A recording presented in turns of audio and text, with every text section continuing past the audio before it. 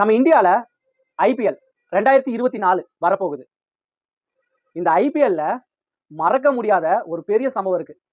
அது என்ன சம்பவம்னா, ஹர்திக் பாண்டியாவை இந்த மும்பை இந்தியன்ஸ் அணியோட கேப்டனா போட்டது தான். ஏன்னா இந்த மும்பை இந்தியன்ஸ் டீமுக்காக ரோஹித் சர்மா மும்பை இந்தியன்ஸ் டீம் கேப்டனா இருந்து 5 டைம் மும்பை இந்தியன்ஸ்க்காக கப்பு வாங்கி கொடுத்துருக்காரு.